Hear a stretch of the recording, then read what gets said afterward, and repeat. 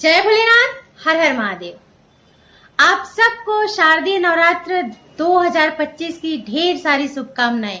माता रानी आप सबको भर भर के खुशियां प्रदान करे। जब भी माता के नवरात्रे आते हैं तो जो सबसे चीज खास हो जाती है वो होती है माता रानी की सवारी, उनका वाहन। वैसे तो माता जी शेर की सवारी करती हैं, लेकिन जब नवरात्रों के दौरान माता रानी धरती पर आती हैं तो उनका वाहन वार के हिसाब से बदल जाता है। देवी भागवत पुराण के अनुसार माता का वाहन वार के हिसाब से पहले से ही फिक्स होता है। इस बार नवरात्रे सोमवार से शुरू हो रहे हैं। इसका मतलब है कि माता रानी हाथी की सवारी से धरती पर आ रही हैं।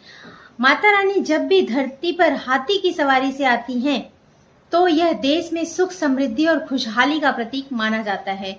आप नवरात्रों को एक तरीके से हिंदू पंचांग भी कह सकते हैं।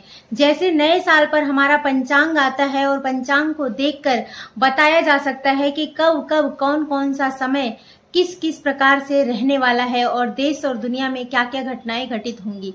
वैसे ही माता रानी के वार और उनके वाहन के हिसाब से ये तय हो जाता है कि आने वाला समय हमारा देश और दुनिया के लिए कैसा रहने वाला है।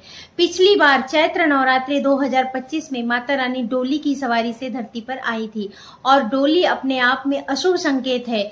इसका मतलब होता है कि आगजनी, भूकंप, बाढ़, भूस्खलन, ऐसी घटनाएं, युद्ध जैसी स्थितियां देश में और दुनिया में बनेंगी। और आप अगर देखेंगे तो आप पाएंगे कि मार्च के बाद से ये सारी स्थितियां बनती हुई नजर आ रही हैं। तो इस बार माता की सवारी हमें बहुत ही ज्यादा उम्मीद दे रही है। सुख है कि माता जी जब हाथी से आ रही हैं तो देश और दुनिया के लिए सुख और समृद्धि की द्वार खोल देंगी। इसका मतलब होता है कि अच्छी फसलें होंगी, अच्छी बारिश होगी और अन्न धन्य के भंडार भरे रहेंगे। लोगों के जीवन में सुख और समृद्धि का आगमन होगा। तो आप सब माता रानी की नवरात्रे मनाएं, उनसे प्रार्थना करें और अपने जीवन में उनका आशीर्वाद और कृपा पाने की कोशिश करें।